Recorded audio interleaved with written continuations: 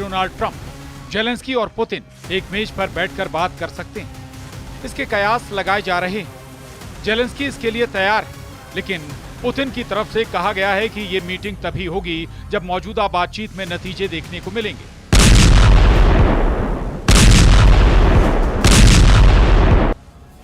इस बीच पुतिन ने यूक्रेन के 2 शहरों को अपना सबसे बड़ा टारगेट बना लिया है, जिसे वो बफर जोन बनाना चाहते हैं। जेलेंस्की के देश पर फिर ऐसा हमला हुआ जिसने साबित कर दिया कि पुतिन के सामने चाहे ट्रंप हो या फिर उनका मिलिट्री ग्रुप नाटो, रूस किसी भी कीमत पर यूक्रेन को बख्शने वाला नहीं है।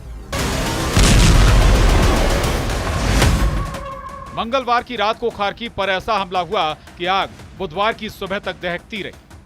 ये पुतिन का गुस्सा है जो आउट ऑफ कंट्रोल हो चुका है। लेकिन इससे भी बड़ी खबर यह है कि अब पुतिन, ट्रंप और जेलेंस्की एक टेबल पर बैठकर बात कर सकते हैं। ऐसा दावा पुतिन के प्रवक्ता ने किया है।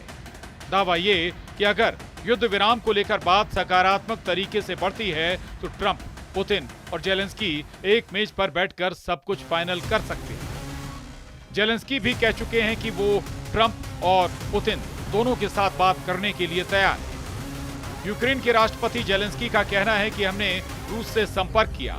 हमारे रक्षा मंत्री ने रूस के वार्ताकार को बुलाया है। उन्होंने कहा कि कुछ होगा, लेकिन कुछ पता नहीं चला। हमने अमेरिका से पूछा, वो भी इंतजार कर रहे हैं। हर कोई इंतजार कर रहा है। ये दावा ऐसे वक्त किया जा रहा है जब पुतिन ने यूक्रेन को पूरी तरह रौंदने का फाइनल फैसला कर लिया है, क्योंकि अब सीधा सीधा राजधानी कीव पुतिन के टारगेट पर आने वाली है। इसका इशारा पुतिन की नई रणनीति से पता चला। पुतिन के टारगेट पर हैं यूक्रेन के 2 बड़े शहर खार्किव और सुमी। यहां रूस बनाना चाहता है बफर जोन, लेकिन जेलेंस्की बता रहे हैं इसे पुतिन का किल जोन, जहां से कोई बचकर नहीं निकल पाएगा। उधर रूस के राष्ट्रपति व्लादिमीर पुतिन का दावा है कि रूस के बॉर्डर के पास बफर जोन बनाने का फैसला हो चुका है। दुश्मन के मोर्चों को खत्म किया जा रहा है। ये काम जारी है। पुतिन बता चुके हैं कि यूक्रेन के कई फायरिंग पॉइंट यानी कई मोर्चों पर ताबड़तोड़ हमले किए जा रहे हैं और उनको जल्द से जल्द उखाड़ फेंकने की कोशिश है। रूस ने अब तक सुमी के आसपास 6 गांवों पर कब्जा किया हुआ है। कई और गांवों और कस्बों के आसपास आमने सामने का युद्ध चल रहा है। पुतिन के टारगेट पर यूक्रेन के पूर्वोत्तर में ट्रिपल सिटी है। ये हैं खार्किव, सुमी और चर्नीव। अगर इनके आसपास पुतिन बफर जोन बनाने में कामयाब होते हैं तो समझ लीजिए फिर यूक्रेन की राजधानी तक पुतिन की रेंज होगी और फिर जेलेंस्की का सबसे मजबूत किला कैसे ढह जाएगा, इसका खतरा नाटो से लेकर व्हाइट तक फैल चुका है। अमेरिका के राष्ट्रपति डोनाल्ड ट्रंप का दावा है कि मैं पुतिन के काम से खुश नहीं हूं। वो बहुत से लोगों को मार रहे हैं। मुझे नहीं पता कि पुतिन को आखिर क्या हो गया है। मैं उन्हें बहुत समय से जानता हूं, लेकिन वो शहरों में रॉकेट से हमले कर रहे हैं, लोगों को मार रहे हैं। मुझे ये बिल्कुल पसंद नहीं। हम बात कर रहे हैं और वो कीव और दूसरे शहरों में रॉकेट दाग रहे हैं। पुतिन ने मई महीने में बहुत तेज हमले किए और अब ट्रंप को भी लग रहा है कि जून का महीना यूक्रेन में जेलेंस्की के लिए करो या मरो वाला होने वाला है। जेलेंस्की का इल्जाम है कि रूस बैलिस्टिक मिसाइल में क्लस्टर वॉरहेड का इस्तेमाल कर रहा है, ताकि मिसाइल छोटे दायरे में नहीं बल्कि बड़े इलाके में ज्यादा से ज्यादा तबाही मचाए।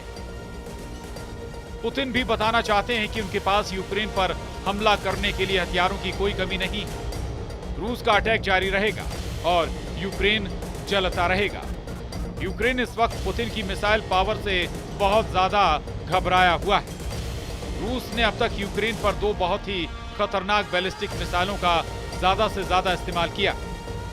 पहली है पुतिन की सबसे सटीक माने जाने वाली स्कंदर M बैलिस्टिक मिसाइल, जिसकी रेंज 500 किलोमीटर है। यूक्रेन का दावा है कि पुतिन इस मिसाइल को क्लस्टर बम से लैस कर रहे हैं ताकि ज्यादा से ज्यादा नुकसान हो।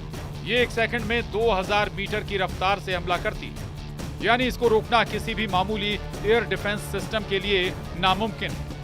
दूसरी मिसाइल है तोचका, जो बॉर्डर के आसपास के इलाकों पर इस्तेमाल की जा रही है। ये टेक्निकल बैलिस्टिक मिसाइल है जिसकी रेंज 120 किलोमीटर है। ये मिसाइल 1800 मीटर प्रति सेकंड की रफ्तार से हमला करती है। सूमा में यूक्रेन के मोर्चों पर रूस के फाइटर जेट्स ने 4 दिन के अंदर 30 गाइडेड बम गिराए, यानी पिन पॉइंट वाले हमलों में अचानक तेजी लाई गई। पुतिन के बढ़े हुए हौसले के पीछे कुर्स्क में मिली जीत भी है, जहां पुतिन के कमांडर कादिरक ने बड़ी प्लानिंग के साथ खतरनाक मिशन को अंजाम दिया और कुर्स्क से यूक्रेन को खदेड़ डाला।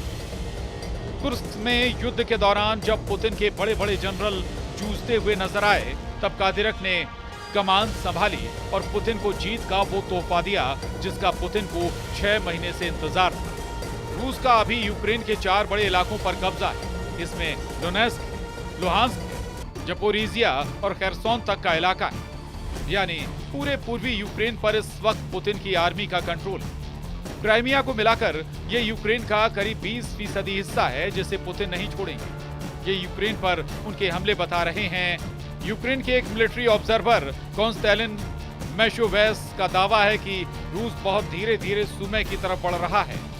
मैशोवेस के मुताबिक 2 हफ्तों में पुतिन की फौज सूमे में सिर्फ 1 किलोमीटर आगे बढ़ी है, लेकिन अब डॉनबास के इलाके से पुतिन ने सूमे और खार्किव के मोर्चे पर सैनिकों को भेजा है, जो रूस का युद्ध तेज करने की गारंटी जैसा है। सेना की लगातार मूवमेंट, फिर चाहे वो कुर्स्क हो या फिर डॉनबास, ये साबित करता है कि 2025 में पुतिन ज्यादा पावरफुल नजर आ रहे हैं। उनकी सेना का जोश बढ़ा हुआ है और पुतिन के कमांडर भी अब ज्यादा ताकत से यूक्रेन पर हमला कर रहे हैं। पुतिन ने यूक्रेन को हराने के लिए 3 मिलिट्री ग्रुप या 3 तरफ की सेना तैयार की। पहली है पुतिन की अपनी रशियन सेना, दूसरी है उत्तर कोरिया की फौज जो किम जोंग उन ने पुतिन के लिए यूक्रेन के फ्रंट पर भेजी, और इस वक्त ये सैनिक रशियन आर्मी के साथ मिलकर लड़ रहे हैं। और तीसरी है रमजान कादिरक की चेचन फोर्स, जो उस मिशन में शामिल होती है जिसके आगे बाकी सेना जूझती हुई नजर आती। पुतिन की सेना अब छोटी छोटी टुकड़ियों में हमले कर रही है और कई जगह वो मोटरसाइकिल पर सवार होकर भी अटैक कर रहे हैं। पुतिन की तीनों सेनाओं के पास उन इलाकों में ऑपरेशन की जिम्मेदारी है जो यूक्रेन के अंदर ही नहीं बल्कि दूसरे मोर्चे पर हो रहे हैं। रूस की सेना इस वक्त 1000 किलोमीटर के मोर्चे पर यूक्रेन के साथ लड़ रही है। खार्किव से खेरसोन तक फ्रंट एक्टिव, और रूस किसी भी मोर्चे पर जेलेंस्की को डिस्काउंट नहीं देना चाहता। पुतिन की तरफ से ऑर्डर साफ है कि अब यूक्रेन को हराने से कम किसी भी बात पर फैसला नहीं होगा। ये बात जेलेंस्की को भी बहुत अच्छी तरह से मालूम है, इसीलिए सूमे और खार्किव का मोर्चा कब ढह जाएगा इसका डर यूक्रेन की मिलिट्री लीडरशिप में ऊपर तक फैला हुआ है। जेलेंस्की को घेरने के लिए रूस ने 1.5 लाख सैनिक तैनात करने की तैयारी कर ली है। ये खबर यूक्रेन के सूत्रों से पता चली है। इसमें 15 इन्फेंट्री डिवीजन है। एक डिवीजन में 10,000 सैनिक होते हैं।